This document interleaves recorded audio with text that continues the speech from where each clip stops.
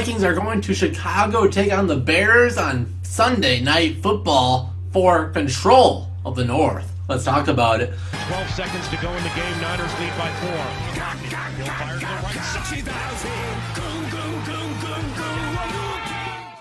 Hey guys, what's up? JoZ back here again. It's been a little minute. The bye week's over. Welcome back. Let's get into this game preview against the Bears, and let's talk about the injury report straight off the bat. And as we all hoped after the bye week, the Vikings are a lot more healthy. It's a very long list, but most of these players I would expect to play, so I'll focus on the ones that potentially could be out. First on the list is Anthony Barr. He did not participate on Tuesday, but he did practice a little bit. He was limited on Wednesday, so I would probably mark him as questionable against the Bears. He'd be a big player to have back against a team where we will want to stop him on the ground. But then only two other players that did not participate. One of them is probably the biggest one, which a lot of people wouldn't probably agree with, but tight end David Morgan, our blocking tight end. A blocking tight end will be very key against the Bears, so it'll suck to not have him with a knee injury. Hopefully he's not out for too much longer.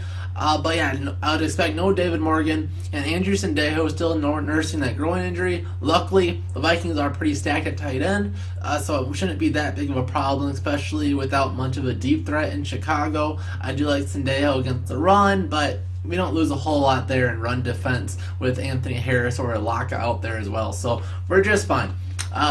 Bears are so lucky. Literally nobody on the team that shouldn't be playing. Everybody's good. They do have only two players compared to the Vikings, about 10 on the injury report. Tight end Deion Sims, concussion, did not practice, but who really cares? And wide receiver Javon Wims, a knee injury, he was limited. So the Bears are basically as good as you could get. The key name, no Khalil Mack, even on the injury report, so he's probably basically 100%. So that's big news for Chicago faithful. But let's start this off. Let's break down the Chicago Bears team. And everybody wants to talk about their defense, but let's start off with their offense, who is strikingly really good. They're the 5th ranked offense in the league. I don't think I've ever seen the Bears this high, averaging just a hair under 30 points a game.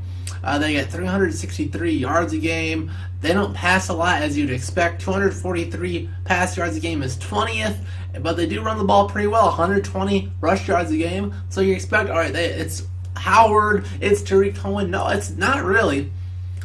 One of their better rushers is the quarterback Mitchell Trubisky. Let's look at their rushing statistics, and let's start off with the workhorse Jordan Howard, who has 137 carries on the year for 460 yards. That's only a 3.4 average, along of only 24. But the thing is good at is finishing, and he does have 5 touchdowns on the year. Tariq Cohen, 56 for 244, a 4.4 average. That is a whole yard better than Howard, along of 21 and 2 touchdowns. But probably the biggest threat on the ground, because he'll have the ball in his hands every single play, is Mitchell Trubisky, their quarterback. 41 carries, just 15 under Tariq Cohen, for 320 yards, a 7.8 average, a long of 39, and 3 touchdowns on the day.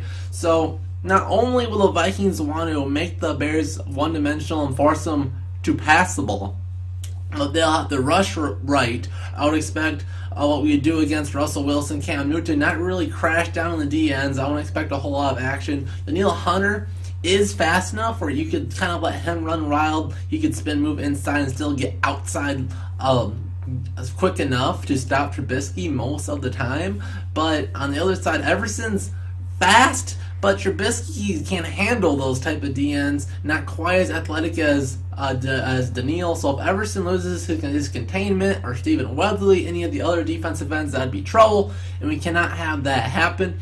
Jordan Howard took a big step back, but stats-wise, but I don't think it's as much as he got worse or the scheme got bad for him. I think a lot of it's because other defenses are scheming against the running game for Chicago, as they're going to say, hey, let this second-year quarterback beat us and not really good Pro Bowl caliber running back Jordan Howard. And Tariq Cohen, like a Jerick McKinnon style back, won't get a ton of carries, but really good in the receiving game. As we saw, 243 pass yards a game for the Bears, 20th, so below average.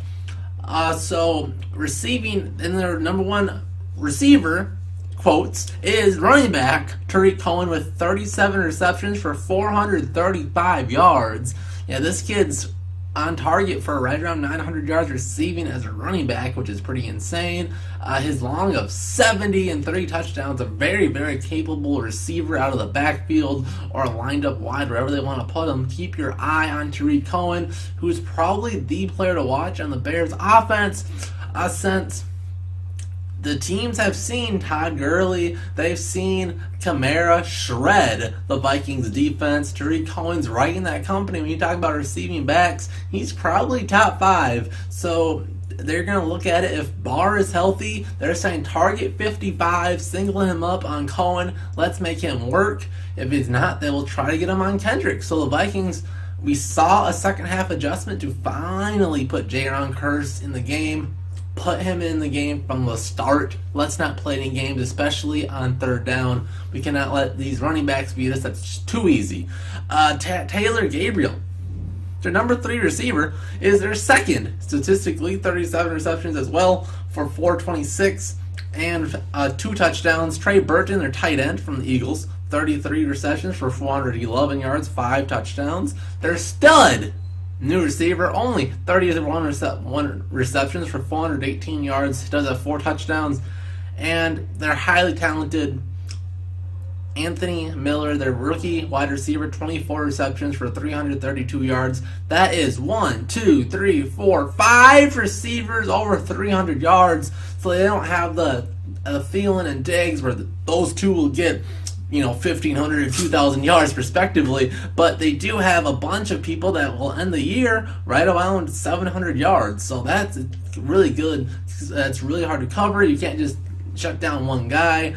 Rhodes will be healthy and ready to play. I don't know if they will have him shadow Allen Robinson. He is talent-wise a guy that you would think is worthy of that respect, but his numbers don't show it, and if they don't think that Trubisky will connect on him on those throws anyways, might as well just play the side. I like Trey Waynes, and hopefully their receivers don't scare me is the thing. It's stopping Tariq Cohen on those short routes to make those third downs difficult because we don't have our best guy. We're outmatched on defense in those scenarios. So that's why I think their offense is misleading, because a lot of their scores are set up by their defense. So you see everything else is below average. Their rushing game is 12. That's the only thing that's good. But 300, they're right at average. 363 yards a game is 16th. That's right at average. And 243 pass yards a game is 20th, below average. Their defense gives them good field position, and they dominate. Good field position off turnovers and 3 and outs, and that's a good winning formula. But let's look at their defense, and let's do a little Mythbusters here. So, on paper, the 4th ranked defense, averaging 19.5 points a game, 319.6 yards a game, is also 4th. You can pass on them a little bit. 235.6 pass yards a game is 13th, so right around average, a little bit above. But you really have a hard time running the football against them.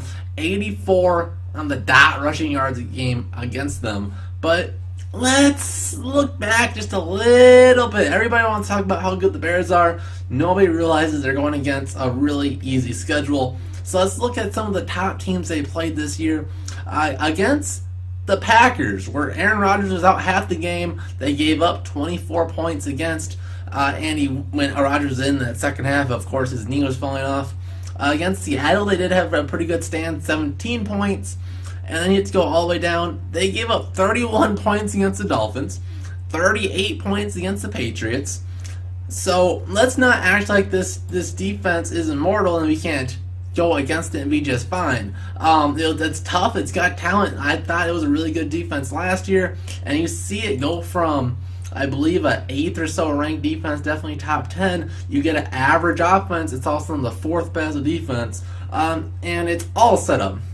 They have talent up and down the field, but it's the stud. It's Khalil Mack.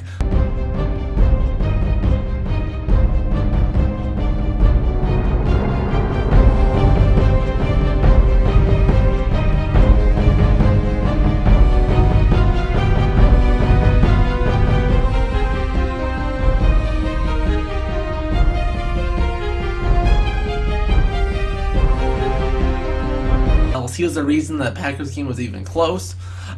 So how are we going to stop him? Well, no David Morgan. He's lined up on the right side of the Vikings offense. Who's their rookie right tackle, Brian O'Neill. So if I'm Chicago, I'm blitzing Khalil Mack 100% of the time, testing the rookie tackle, seeing what he can do against all-pro, probably future Hall of Fame outside linebacker Khalil Mack, and that will be the matchup to watch. The Vikings will probably have to have running back help on their right side. Maybe Kyle Rudolph will have to chip and block almost every time, and it'll be a really tough game for Vikings offensive line. And again, the Bears have good talent elsewhere on the field. Their number one corner, Kyle Fuller, is pretty solid, and they have good linebackers, but no one is as close as good as Khalil Mack, and that matchup against O'Neill is disgusting. So if we block Khalil Mack, even if he only gets a sack in the game, if we hold on to the football, we'll be just fine. But that will be tough. The Bears are one of the best teams as far as forcing turnovers in the game. They have forced 6 fumbles on the year and have had 7 interceptions, so it's 13 turnovers already. So very solid. They run the ball okay enough, especially with Trubisky being another option. But I want to say this: I think Trubisky is basically Christian Ponder with weapons. But stand up front, chip Khalil Mack. We can't let Khalil Mack win. You contain Khalil Mack, and the Vikings win this thing. Run the ball, don't turn the ball over Kirk Cousins, don't get strip sacked, and Vikings win 23-13. Give me your score predictions in the comment section down below, and we'll see you guys in the next Josie Vikings video. See you guys then.